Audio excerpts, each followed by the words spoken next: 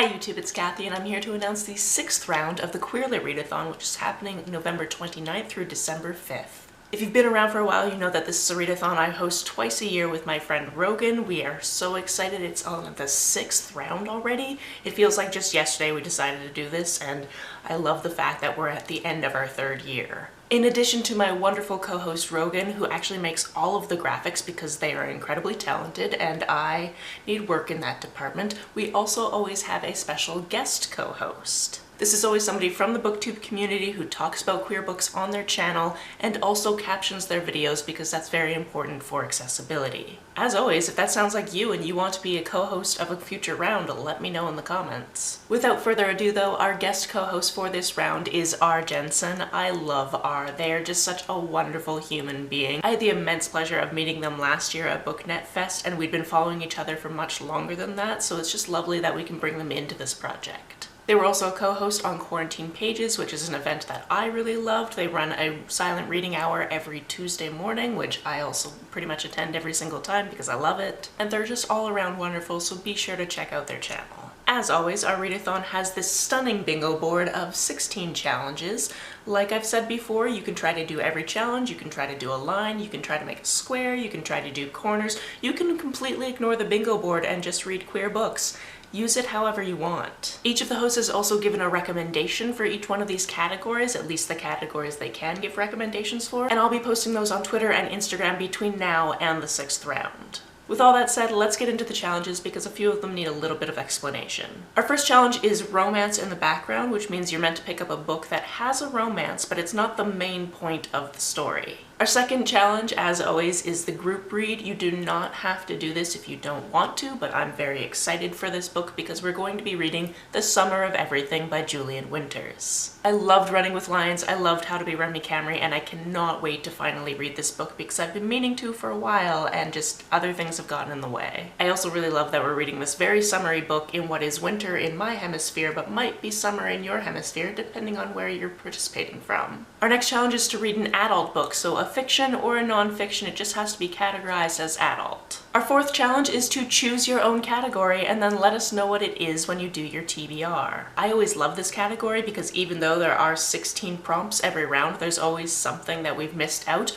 or you just want to make up a fun, cool category like a book that has mermaids or a western, and I can actually think of queer books for each of those, so it can be done. Our next challenge is a non-coming out story. Coming out stories are very important, but they're not the only queer stories. So we just want you to read a book that has an established queer character who doesn't feel the need to come out, even though that is something that happens over and over and over again in life. Our next challenge is to have an ace and or arrow main character. We're also looking for you to read a book about a trans main character who either doesn't want to transition medically or hasn't yet. R came up with this idea and it is great because all too often we'll have people pigeonholed into a certain thing, so if there's a trans character, obviously they have to transition, which is not the case. There are as many ways to be trans as there are trans people. Next, we want you to see yourself because representation for yourself is very important. This could be that the main character has the same hobbies of you or is the same sexuality. As long as it's a queer book and you have some connection to it, it fits. We also want you to read something that is own voices. This is wide open, so you can interpret this any way you want, whether it be about ability or class or sexuality or gender presentation or where they're from or anything like that. You've got the point.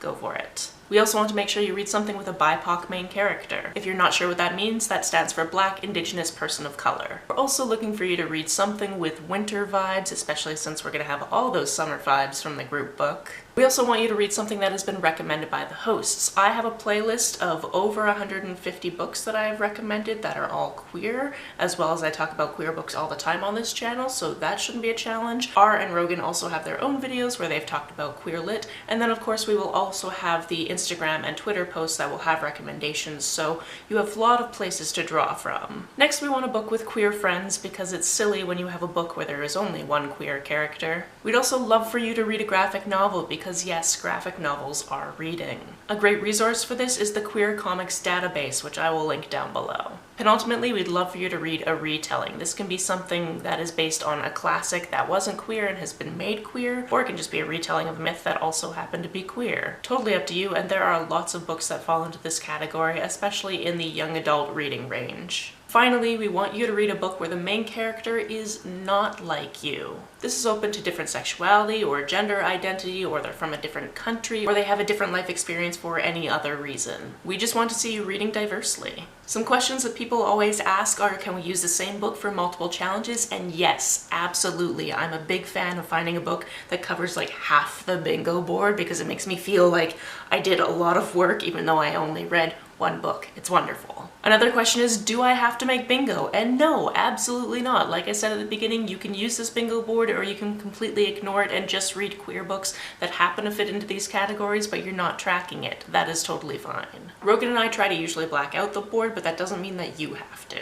Often people will ask, hey, I don't have any books that fit this category, what can I do? And if that's the case, let me know down below, but also check out some of the videos I mentioned, which are also linked down below. Also check out those Instagram and Twitter posts that I'll be making between now and the readathon. Which also leads into how do we find you on Twitter and Instagram, and we are at @queer_lit. We also have a hashtag we use every year, which is #QueerLitRead. That way it's a little bit easier to find what everybody else is posting. The readathon starts at midnight in your time zone and goes until 11:59 at the end of that week in your own time zone. You can also pretend to be in a different time zone if that works for you. That's totally fine. The last question we tend to get is, should I caption my TBR video? And the answer is yes, please. If you are able to do so, that would be wonderful.